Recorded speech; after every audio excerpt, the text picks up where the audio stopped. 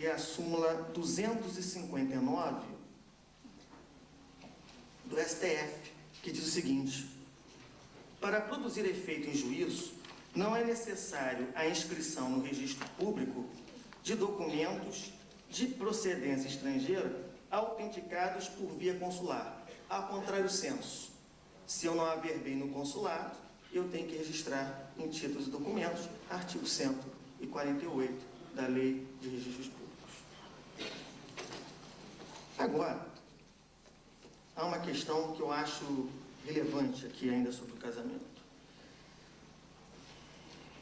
A Bélgica, a Alemanha, o Canadá admitem o casamento homossexual. Então, dois brasileiros contraem núpcias na Alemanha. Não estou falando de união estável, não. Estou falando de casamento. Tá? Certidão de casamento. Esse casamento produzirá efeitos no Brasil? Não. Não produzirá, porque vai de encontro ao texto constitucional, vai de encontro também ao Código Civil. União estável, homoafetiva, também não produzirá efeitos no Brasil. Aqui é que vem a discussão. A gente escreveu um artigo, né, Leone, sobre união estável homossexual e ia sair na tribuna do advogado. Mas depois a gente desistiu porque saiu o artigo e a minha foto lá do Leone. Então, aí não ia ficar bem. A gente resolveu efetivamente. Como ele disse ontem, eu afirmo, estou falando sobre união estável homossexual, mas sou hétero, né? Nós saímos todo dia 29 para comer o nosso nhoque da fortuna, mas acompanhado das nossas respectivas, não é verdade? Mas, enfim, a questão é a seguinte: sobre a questão da união estável homossexual, eu tenho um ponto de vista, eu comungo da mesma ideia do Rodrigo Cunha, que hoje falará à tarde para vocês. Brilhante o Rodrigo, presidente do IBDFAN, ele tem aí feito muito na advocacia, conseguiu essa sentença em que o pai foi condenado a pagar danos morais, porque apesar de pensionar o filho, nunca visitava o filho. Ele abandonou o filho no que diz respeito ao carinho, mas efetivamente pagava a pensão e achava que simples pagar alimentos resolvia o problema. Quando ele chegou à maioridade, o que ele fez? Ingressou com uma ação de reparação por danos morais, e vejam que não é ação de indenização, né? Porque indenizar vem de indene. Indene significa retornar ao status quo antes, e em dano moral eu não consigo isso, é ação de reparação de dano moral. E veio a sentença que eu achei magnífica. O Tribunal de Justiça de Minas Gerais está de parabéns. Algumas pessoas começaram a falar o seguinte: e agora então o pai vai ter carinho pelo filho só para não pagar reparação por dano moral. Aí o Rodrigo disse: não é isso. Agora todo homem vai pensar duas vezes antes de ter um filho. Eu acho que é com essa visão que a gente tem que olhar essa questão do dano moral em direito de família. Mas veja, o Rodrigo, ele entende que devemos reconhecer a união estável homossexual. Eu também entendo, e já há um caminho fantástico para isso. Eu separei, conversava com o Zeno, mas ele teve que se ausentar, uma decisão do TSE sobre uma disputa eleitoral numa cidade de Belém do Pará, chamada Viseu, onde a prefeita estava apoiando a sua companheira, né, para conseguir ser eleita naquela cidade. E o TSE diz o seguinte: vamos tirar a candidatura dessa mulher, ela não pode concorrer, ela é inelegível, porque com parentesco não há possibilidade de concorrer.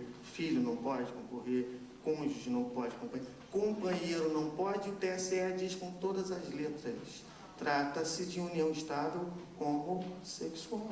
Está aqui. Eu trouxe tanto papel, está aqui, achei. Separei. Olha só. O relacionamento homossexual da candidata PFL à prefeita de Viseu, Elina Rabelo, com a atual prefeita Astrid de Cunha e Silva, sem partido, foi considerado estável, relacionamento estável, pelo TSE, e levou o pleno a cassar o registro da candidata. Ponto de vista que eu tenho em relação a isso. Avançamos quando reconhecemos a união estável sexual, homossexual, mas reconhecemos para tirar direitos. Então, acho que agora a gente tem que começar a reconhecer para conceder direitos. Ou a gente passa a conceder direitos, ou então a gente tem uma outra interpretação da coisa. Essa decisão do TSE é inconstitucional. Ou essa decisão é inconstitucional, só que a eleição já passou, ou então a gente passa agora a reconhecer a união homossexual. Eu prefiro falar homoafetiva, né? Homoafetiva. Para quem quiser, depois é só entrar no site do TSE que vocês vão encontrar essa notícia. Eu não consegui pegar o número do acordo, mas está lá. Notícias do mês. Imprimam. Muito bem. Vamos avançar mudando um pouco o tema. Vamos falar de adoção. Um assunto que eu gosto muito. O que acontece? Deixa eu ver meu tempo. Como é que eu estou de tempo, hein, professor Leone? Está dentro do... Vai me avisando. Eu comecei, era 5 para as 11. Não é isso? Ah, não. Só para... Senão eu vou falando. Quer terminar esse assunto? Brasileiro traz o estrangeiro para morar junto, homossexual? Tá. Vamos só fechar esse link. É que eu fui abrindo o ambiente Windows, um monte de janela, aí depois eu tenho que ir fechando para mudar. Reconhecimento de união estável. Não conseguiu. Não conseguiu. Foi um caso lá do escritório. Eu, na verdade, estava pela família, pelo não reconhecimento. Vejam que a verdade do advogado é sempre o interesse do seu cliente. Na verdade, eu fui contratado pela outra parte e aí usei toda a argumentação contrária para que viesse uma sentença que não reconhecesse essa união estável homossexual. O caminho aí é uma sociedade de fato na vara civil. Na vara de família, não. Seria vara civil, não é isso, Leone? A sociedade de fato. Muito bem. Posso então agora entrar na adoção. Adoção internacional. Olha só, eu não vou aqui discutir com vocês os requisitos e regras da adoção internacional, não. Eu quero tratar de um tema que eu acho relevante e que ninguém fala. Hoje eu tenho a oportunidade de estar tratando de direito internacional e aí eu quero trazer para os senhores umas situações complicadas. Vejam só, a lei maior desse país, que é a Constituição Federal, no artigo 227, em seu parágrafo 6º, diz que não haverá mais distinção entre filho adotivo, filho aquelas expressões, extraconjugal, espúrio, adulterino, filho adotivo, essas expressões estão banidas. Agora, tudo é filho e não se pode usar nenhuma expressão que torne pejorativa aquela filiação. Pois bem, se há igualdade de direitos entre os filhos, há uma discussão aqui que merece ser olhada com carinho. Entende a doutrina brasileira que quando 2 brasileiros adotam uma criança estrangeira, essa criança não recebe a nacionalidade brasileira. Esse é o entendimento de todos os doutrinadores de direito internacional. Eu pensei para os senhores a opinião do Francisco Xavier da Silva Guimarães, que é autor da Editora Forense. Ele tem um livro chamado Aquisição e Perda e Reaquisição de Nacionalidade. E ele diz assim: a adoção refere-se a parentesco civil, relações de direito privado, em nada interferindo com a nacionalidade. O estrangeiro adotado por brasileiro mantém a nacionalidade de origem, não obstante os vínculos que o unem. Pontes de Miranda, quando comentou a Constituição Federal de 67, também fez um comentário a essa questão da adoção e disse o seguinte: a adoção não tem, no direito brasileiro, nenhuma consequência quanto à nacionalidade, e é acertado que assim seja. Deve-se evitar influência das relações de direito privado nos laços de direito público. Se a regra de um Estado que confere a nacionalidade em virtude da adoção pelo nacional é criticável, mais ainda é aquela que dá à adoção pelo estrangeiro a consequência de perder a nacionalidade do adotado. Aquela produz polipatrídia, essa a patrídia. Vejam só, Dr. Pontes Miranda, eu vou aqui ousar discordar, mas uso discordar porque ele comentou a Constituição de 67. Na Constituição de 67, ainda se permitia, vamos assim dizer, essas nomenclaturas: filho espúrio, filho adulterino, filho adotivo. Com a Constituição de 88, nós igualamos os direitos entre os filhos. E aí não há de se falar em adoção sem concessão da nacionalidade brasileira. Porque se todos são iguais, os filhos não podem ser discriminados, é óbvio que se um casal brasileiro adota uma criança, essa criança tem direito à nacionalidade brasileira. Porque se eles tivessem um filho, ele seria brasileiro. Eu entendo dessa forma, penso assim, sei que sou vencido na doutrina, mas acho que o melhor caminho é conceder a nacionalidade. Penso dessa maneira. Um outro assunto que eu queria falar com vocês sobre adoção diz respeito a nome. Vejam só, uma criança, ela é registrada no Brasil só em nome de sua mãe. Isso é muito comum. E depois a mãe contrai núpcias com um estrangeiro e vai viver no exterior e leva o filho. Depois, lá, o companheiro, o marido, quer adotar a filha da esposa, que não é filha dele, faz uma adoção. E aí surgem problemas vários. Vou dar um exemplo. A criança nasce no Brasil, filha de mãe solteira, registrada, vou dar um nome, Adriana de Souza, só para ilustrar, poderia falar qualquer outro, Adriana de Souza. Depois a mãe vai viver no exterior, casa com um estrangeiro e lá ele adota, a criança passa a ser Adriana de Souza Oliveira. E naquele país, a adoção outorga a nacionalidade. Só para vocês terem noção, o Brasil não outorga, né, como eu disse, a nacionalidade, mas a França outorga a nacionalidade adotivo, a Inglaterra outorga a nacionalidade ao filho adotivo e a Bélgica também. Esse só para ilustrar. Então, eu adotei a criança lá na França, ela passa a ter o passaporte francês, onde vai estar Adriana de Souza Oliveira. E tem o passaporte brasileiro, onde consta Adriana de Souza. 2 passaportes, 2 nomes, 2 nacionalidades. Como é que se resolve isso? Essa criança, ela tem uma série de complicações quando está no aeroporto, usando os 2 passaportes, quando vai comprar passagem.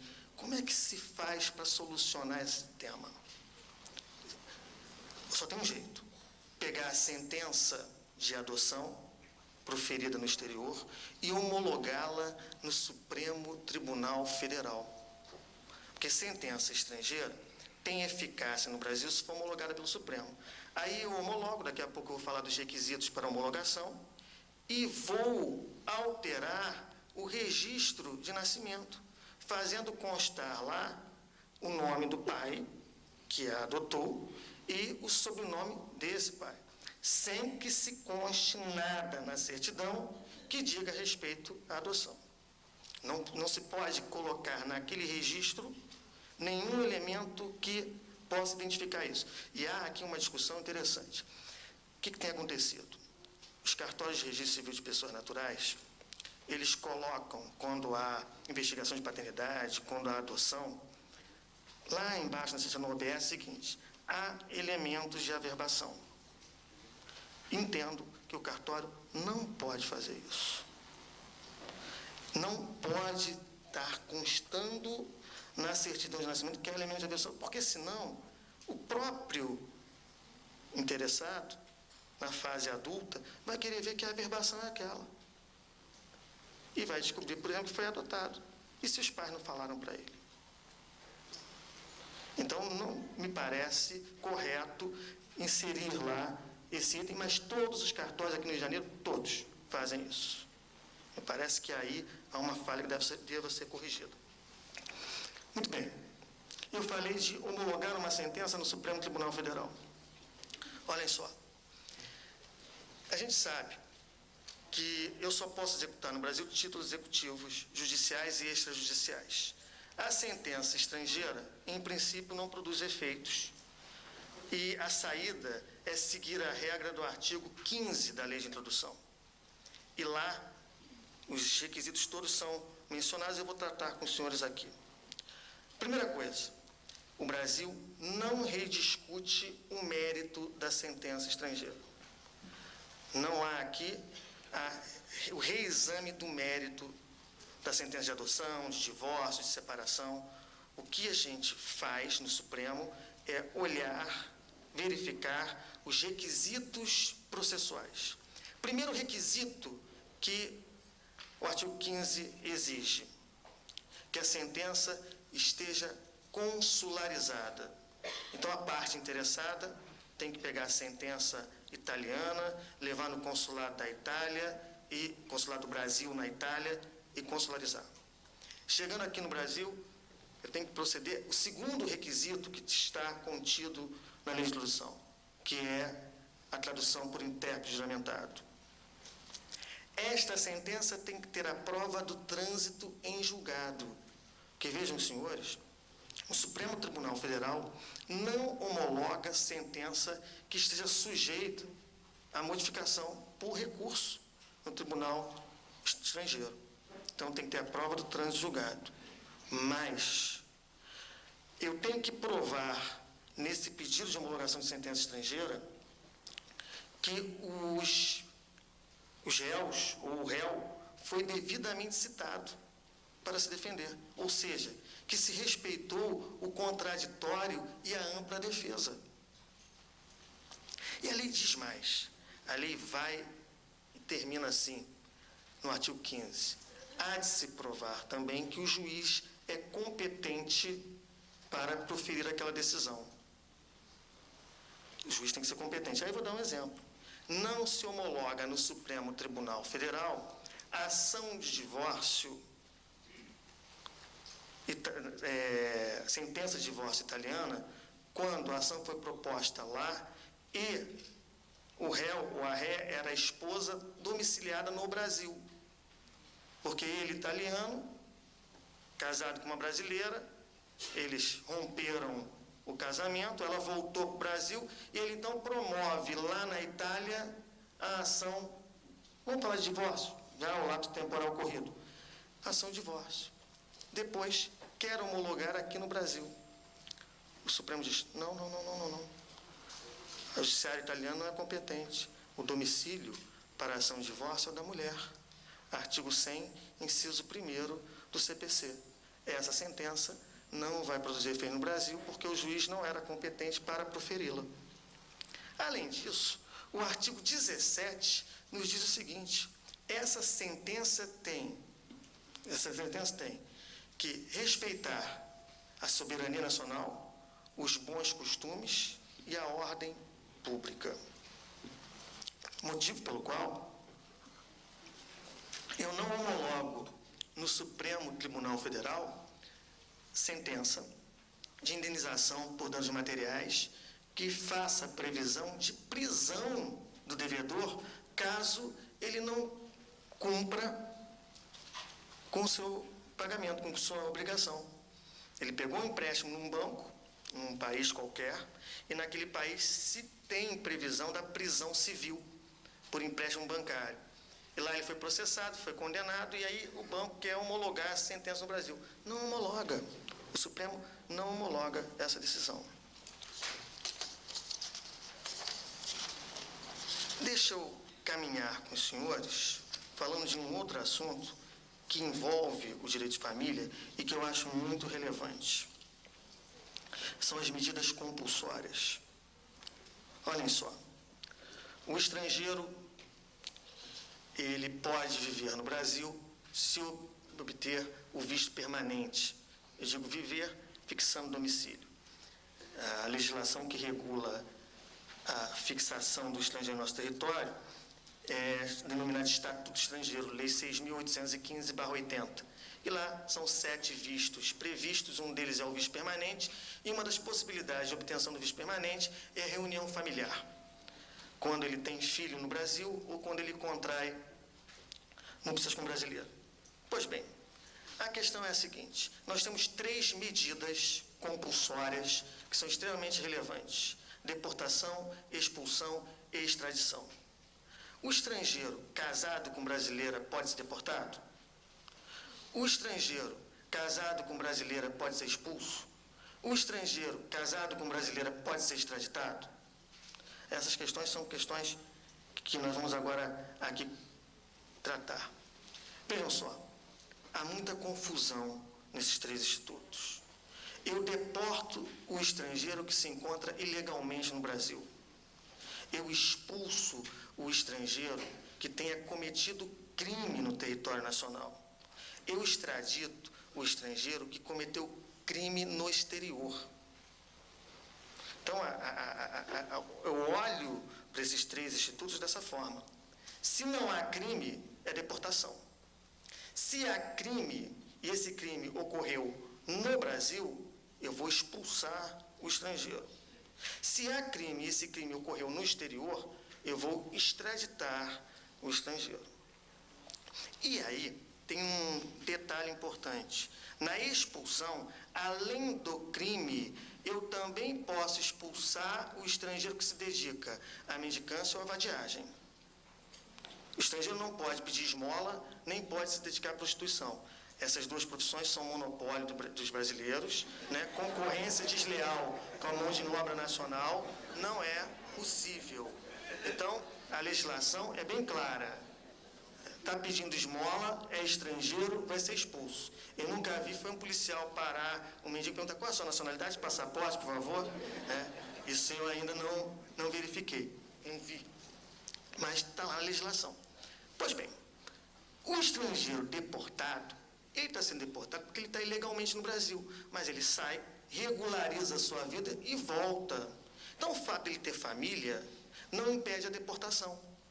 Eu deporto, ele vai, obtém um visto e retorna ao Brasil. Agora, na expulsão, é diferente. Ele cometeu um crime aqui. É processado, condenado, cumpre a pena. É o judiciário que faz exatamente o julgamento e a aplicação da sanção penal. E a decisão da expulsão compete ao presidente da República. E, em regra, o presidente da República, através do Ministério da Justiça, faz publicar um decreto dizendo o seguinte: após o cumprimento da pena, o estrangeiro será expulso do território nacional. E, uma vez expulso, ele não mais pode retornar ao Brasil. Porque aquela história que depois que se cumpre a pena, nada mais se deve à sociedade, não é bem verdade, não é bem assim. Ele cometeu um ilícito aqui, é estrangeiro, paga pelo crime, depois vai embora, vai viver na sociedade dele. Esse é o pensamento do legislador, esse é o pensamento da sociedade.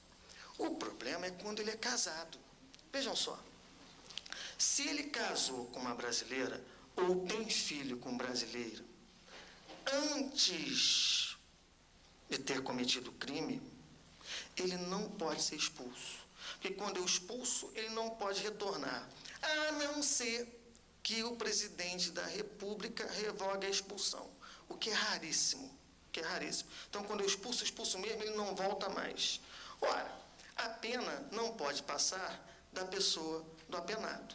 Se eu estou expulsando quem é casado com brasileira, eu estou condenando a brasileira a viver separada de seu marido, o quê? Ad eterno. Ou ter que sair do Brasil, largar aqui seu emprego, deixar a sua família para viver com seu ente amado. Se ela já não estiver muito afim do casamento, é até uma boa, deixa expulsar, fica aqui e a coisa fica resolvida. O mesmo se dá com o filho. Vejam, se ele é casado e tem filho, ou se ele só tem filho brasileiro, ele não pode ser expulso. Só que, cuidado com um detalhe. Há uma súmula do Supremo Tribunal Federal. Essa matéria é tão relevante, que essa foi a primeira súmula do Supremo. Súmula número 1. A primeira súmula não foi de tributário, não foi de processo civil, não foi de administrativo, não foi de penal, foi de direito internacional, público e privado. E está dito na súmula número 1, é vedado a expulsão de estrangeiro casado com um brasileiro ou que tenha filho brasileiro sob sua dependência econômica. Eu tenho que combinar essa regra com o artigo 77 da Lei 6.815, que diz assim: este casamento ou este filho tem que ser anterior ao crime e o casamento tem que ter sido celebrado com 5 anos de antecedência ao delito, para que possa produzir esse efeito. E no 7.5, parágrafo 3º, é dito o seguinte: o estrangeiro que não é expulso porque tem reunião familiar em nosso país, nunca mais poderá se separar. Ele tem que escolher o que é pior para a vida dele, né? Ser expulso ou viver eterno com a mesma mulher, porque aí não há prazo prescricional. 30 anos depois, se separa da mulher, vai ser expulso. Eu costumo dizer que ele fica amarrado. Sabe o que acontece nessa história? É mais ou menos assim: que hora você pega um emprego? 9. Então você vai sair de casa às 8h30. 9, está aqui o vale transporte e está aqui a marmita. Sabe que, olha, 6, 6h30 em casa, tem louça para você lavar a casa. Quer? Não quer, então vai ser expulso. Você escolhe o que é melhor. O camarada fica efetivamente vinculado. E tem soluções engraçadíssimas aí. A mulher que já não quer mais manter aquele matrimônio, força que ele abandone o lar, aí denuncia, porque tem que ter uma denúncia na Polícia Federal, ele acaba sendo expulso. E ela fica no Brasil, em tese, com patrimônio, né? Em tese. Que ele vai ter que contratar advogado para resolver essa questão toda, acaba não contratando. E ela fica com patrimônio aqui no país. Agora, se ele ficar viúvo, ele não vai ser expulso. O que ele não pode é matar a mulher, que aí é outro delito. O filho, se ele abandona o filho, porque tem duas situações, né? Se ele é casado e tem filho, ele pode até deixar a mulher e continua pensionando e cuidando do filho. Aí tem solução. Pode trocar de modelo e fica pensionando o filho. Agora, se ele só tem o filho, ele não pode abandonar. E quando ele alcança a maioridade, como é que fica? Eu dou pensão. Agora ele tem 18 anos, não está estudando, exoneração, não pensiono mais. Posso ser expulso? Não. Porque os vínculos, os laços de família, não se rompem com a maioridade. Ele pensionou enquanto obrigado. Cessou a obrigação, ele continua vivendo no Brasil. Ok? Uma outra situação interessante. Extradição. O estrangeiro cometeu crime no exterior e foge do Brasil. Ele já pode estar condenado ou ele pode estar respondendo a uma ação penal. O Estado onde ele cometeu o delito ou qualquer outro Estado interessado pode solicitar ao Supremo Tribunal Federal a extradição. Na hora que o pedido chega formalmente ao Brasil, o estrangeiro é preso. Isso está no regimento interno do Supremo Tribunal Federal. O processo de extradição só se inicia com o estrangeiro preso e entregue à Polícia Federal. E, julgado procedente o pedido de extradição, ele é entregue, cumpre a pena e depois retorna ao Brasil se quiser. Olha, vai, cumpre a pena e volta. Se ele é casado com brasileira, ele pode ser extraditado, normalmente. Porque o brasileiro o brasileiro que comete um crime no Brasil, ele não vai cumprir a pena e durante aquele período que está no presídio está afastado da família? A mesma coisa acontece com o estrangeiro. Ele vai, cumpre a pena, depois que ele nada mais deve àquela sociedade, retorna e continua com a família. O problema é que 10 anos depois, 15 anos depois, quando ele volta, a situação familiar pode ser outra. Mas aí, azar o dele. Agora, vejam só, senhores. O Supremo Tribunal Federal, nessa matéria de extradição, tem algumas regras importantes. Por exemplo, não extradita quando não há tratado